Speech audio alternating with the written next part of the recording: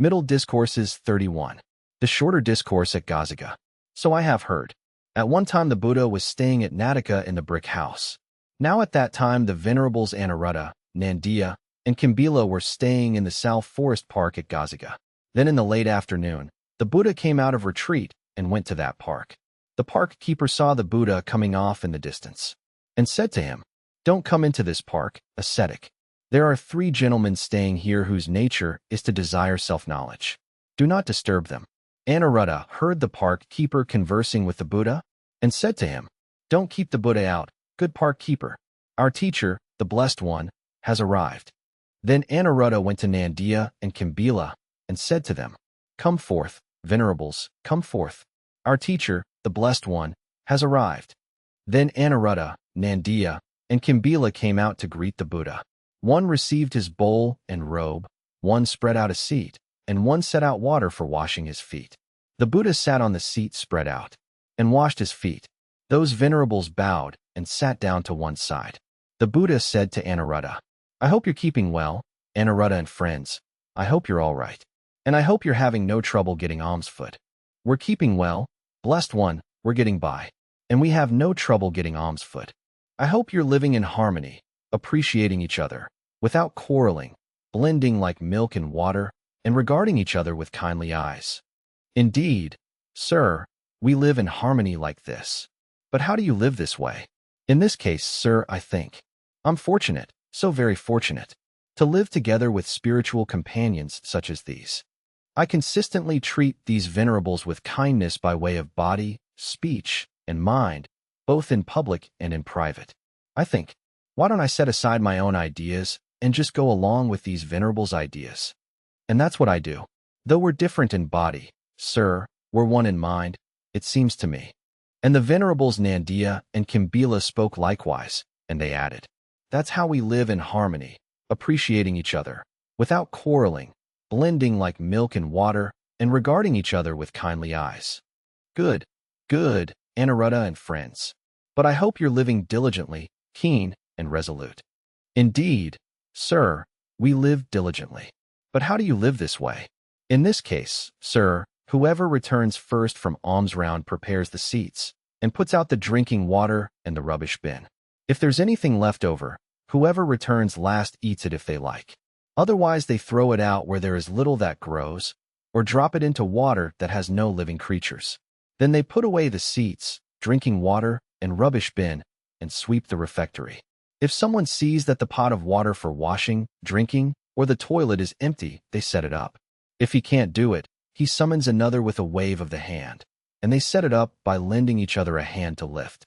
But we don't break into speech for that reason. And every 5 days we sit together for the whole night and discuss the teachings. That's how we live diligently, keen, and resolute. Good, good, Anuruddha and friends. But as you live diligently like this, have you achieved any superhuman distinction in knowledge and vision worthy of the noble ones, a comfortable meditation? How could we not, sir? Whenever we want, quite secluded from sensual pleasures, secluded from unskillful qualities, we enter and remain in the first absorption, which has the rapture and bliss born of seclusion, while placing the mind and keeping it connected. This is a superhuman distinction in knowledge and vision worthy of the noble ones, a comfortable meditation, that we have achieved while living diligent, keen, and resolute. Good, good. But have you achieved any other superhuman distinction for going beyond and stilling that meditation? How could we not, sir? Whenever we want, as the placing of the mind and keeping it connected are stilled, we enter and remain in the second absorption, which has the rapture and bliss born of immersion, with internal clarity and mind at one, without placing the mind and keeping it connected. This is another superhuman distinction that we have achieved for going beyond and stilling that meditation. Good, good. But have you achieved any other superhuman distinction for going beyond and stilling that meditation? How could we not, sir? Whenever we want, with the fading away of rapture, we enter and remain in the third absorption, where we meditate with equanimity, mindful and aware, personally experiencing the bliss of which the noble ones declare, equanimous and mindful, one meditates in bliss. This is another superhuman distinction that we have achieved for going beyond and stilling that meditation. Good, good. But have you achieved any other superhuman distinction for going beyond and stilling that meditation? How could we not, sir? Whenever we want, with the giving up of pleasure and pain, and the ending of former happiness and sadness, we enter and remain in the fourth absorption, without pleasure or pain, with pure equanimity and mindfulness. This is another superhuman distinction that we have achieved for going beyond and stilling that meditation. Good, good. But have you achieved any other superhuman distinction for going beyond and stilling that meditation? How could we not, sir? Whenever we want, going totally beyond perceptions of form, with the disappearance of perceptions of impingement, not focusing on perceptions of diversity, aware that space is infinite, we enter and remain in the dimension of infinite space. This is another superhuman distinction that we have achieved for going beyond and stilling that meditation. Good, good. But have you achieved any other superhuman distinction for going beyond and stilling that meditation? How could we not, sir? Whenever we want, going totally beyond the dimension of infinite space, aware that consciousness is infinite, we enter and remain in the dimension of infinite consciousness. Going totally beyond the dimension of infinite consciousness, aware that there is nothing at all, we enter and remain in the dimension of nothingness. Going totally beyond the dimension of nothingness, we enter and remain in the dimension of neither perception nor non-perception. This is another superhuman distinction that we have achieved for going beyond and stilling that meditation. Good, good. But have you achieved any other superhuman distinction for going beyond and stilling that meditation? How could we not, sir? Whenever we want, going totally beyond the dimension of neither perception nor non-perception, we enter and remain in the cessation of perception and feeling. And, having seen with wisdom, our defilements have come to an end. This is another superhuman distinction in knowledge and vision worthy of the noble ones, a comfortable meditation that we have achieved for going beyond and stilling that meditation.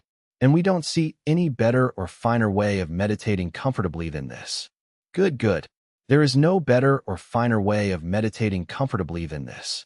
Then the Buddha educated, encouraged, fired up, and inspired the venerables Anuruddha, Nandiya, and Kimbila with a Dhamma talk, after which he got up from his seat and left. The venerables then accompanied the Buddha for a little way before turning back.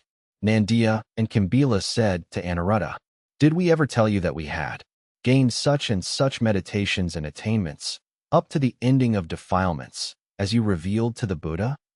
The venerables did not tell me that they had gained such meditations and attainments, but I discovered it by encompassing your minds. And deities also told me. I answered when the Buddha directly asked about it. Then the native spirit Dhyāparajana went up to the Buddha, bowed, stood to one side, and said to him, "The Vajis are lucky. The Vajjian people are so very lucky that the realized one, the perfected one, the fully awakened Buddha stays there, as well as these three gentlemen." The venerables Anuruddha, Nandiya, and Kimbila, hearing the cry of Dhyāparajana, the earth gods raised the cry. Hearing the cry of the earth gods, the gods of the four great kings, the gods of the 33, the gods of Yama, the joyful gods, the gods who love to create, the gods who control what is created by others, the gods of the divinities host raised the cry. The Vajis are lucky. The Vajjian people are so very lucky that the realized one, the perfected one, the fully awakened Buddha stays there, as well as these three gentlemen. The venerables Anuruddha, Nandiya, and Kimbila. And so at that moment, that second, that hour, those venerables were known as far as the realm of divinity. That's so true, Daya. That's so true. If the family from which those three gentlemen went forth from the lay life to homelessness were to recollect those venerables with confident heart, that would be for that family's lasting welfare and happiness. If the family circle, village, town, city, country, all the aristocrats, all the Brahmins, all the peasants, all the workers were to recollect those venerables with confident heart, that would be for all those menials lasting welfare and happiness. If the whole world, with its gods, maras, and divinities, this population with its ascetics and Brahmins, gods and humans, were to recollect those venerables with confident heart, That would be for the whole world's lasting welfare and happiness. See, Daya, how those three gentlemen are practicing for the welfare and happiness of the people, out of sympathy for the world, for the benefit, welfare, and happiness of gods and humans. That is what the Buddha said. Satisfied, the native spirit Daya Parajana approved what the Buddha said.